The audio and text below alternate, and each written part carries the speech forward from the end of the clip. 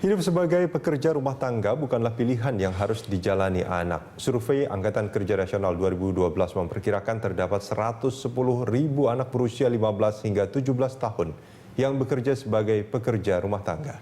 Ya, kita ikuti kisah Ratmi yang memilih berhenti sekolah dan menjadi pekerja rumah tangga dalam liputan khusus.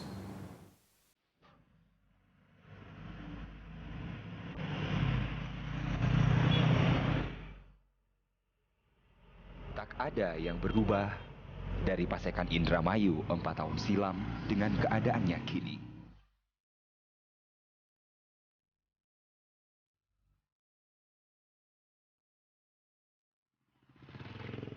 Perjalanan saya menuju ke Pabean Ilir di Kecamatan Pasekan masih melewati jalan yang rusak parah, sama seperti dulu. Padahal blok pesisir ini hanya berjarak 10 km dari pusat kota Indramayu di Jawa Barat, atau 7 km dari obor kilang Pertamina Balongan di Indramayu.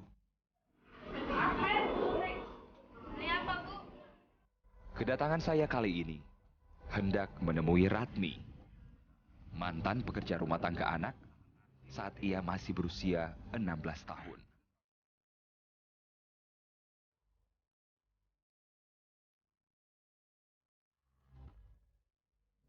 Ratmi tinggal di pesisir Pasekan. Mayoritas masyarakatnya sehari-hari bekerja sebagai nelayan.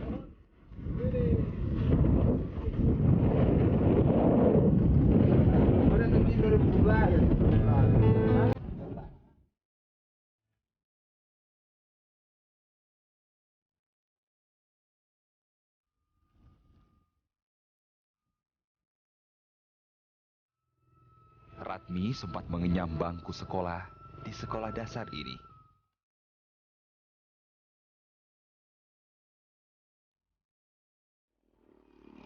Nah, ini sekolah saya SD.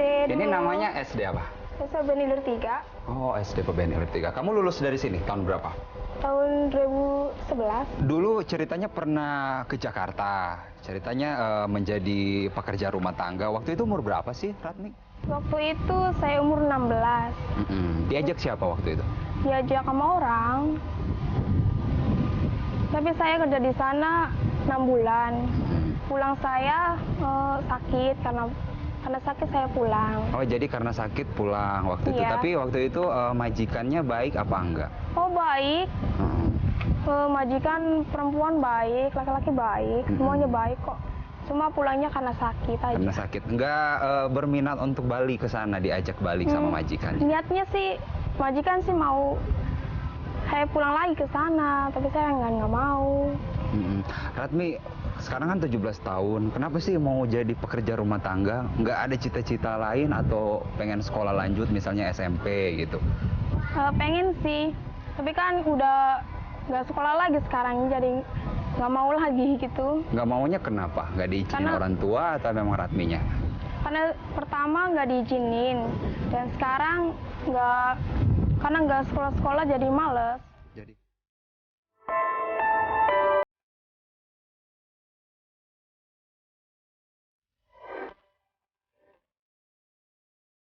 Ratmi bukanlah satu-satunya anak remaja dari kampungnya di Pasekan yang akhirnya bernasib menjadi PRT anak. Banyak keluarga di tempat Ratmi tinggal sudah turun-temurun mengizinkan anak-anak mereka sebagai tenaga PRT anak sejak lama. Tidak sedikit dari mereka yang juga keluar negeri menjadi tenaga kerja Indonesia.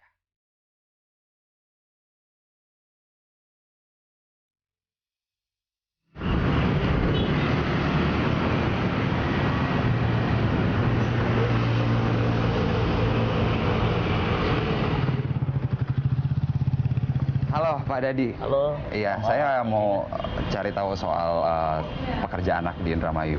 Itu saya ke Blok Tegur itu di Pasekan itu kan contoh nyata itu ada di sana. Seperti apa sih sebenarnya lingkaran berpuluh-puluh tahun ini harus diputus gitu?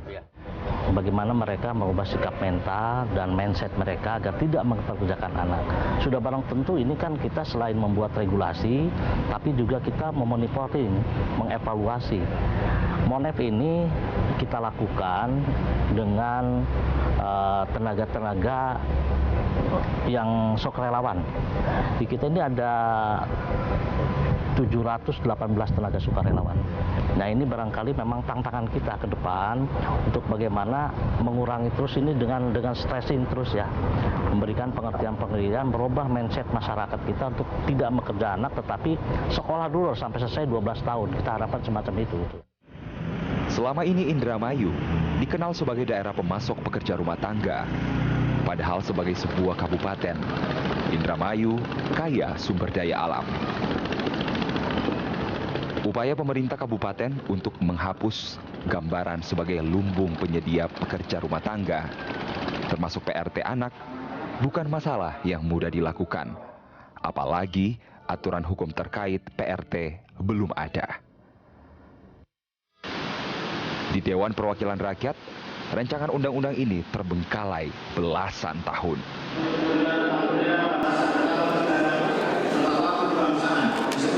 Bahwa fakir miskin dan anak-anak terlantar. Anak-anak terlantar ini bukan berarti hanya yang di jalan, tapi anak-anak yang di bawah umur pun yang kemudian tidak bisa mengenyam pendidikan secara maksimal, ya harus dilindungi oleh negara. Dalam artian dipelihara oleh negara itu kalau dalam bahasa undang-undang dasarnya. Jangankan diselesaikan, dilihat aja menurut saya belum sama sekali gitu. Jadi artinya pemerintahan sekarang pun saya nggak tahu gimana seriusnya menyelesaikan masalah tenaga kerja ini. Jangankan membuat goalnya RUU PPRT ini, saya nggak tahu apakah ini menjadi prioritas mereka atau tidak gitu.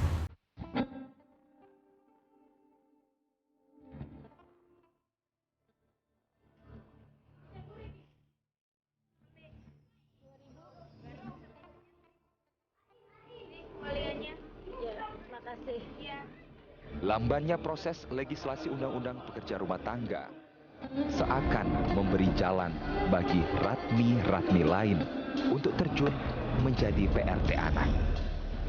Apalagi sejauh ini, pemerintah baru menerbitkan Peraturan Menteri Tenaga Kerja Nomor 2 Tahun 2015 sebagai payung hukum perlindungan dan perekrutan pekerja rumah tangga yang tidak mempunyai kekuatan melindungi hak PRT ataupun ancaman kekerasan.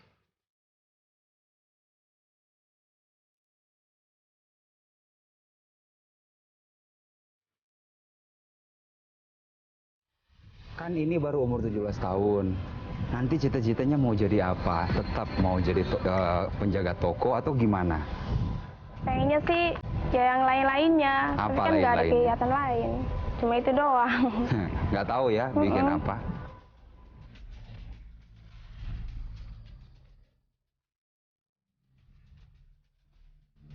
Cerita Ratmi sebenarnya hanyalah satu bagian dari cerita ratmi-ratmi yang lain atau anak Indonesia lain yang harus memilih menjadi seorang pekerja rumah tangga di usia belia.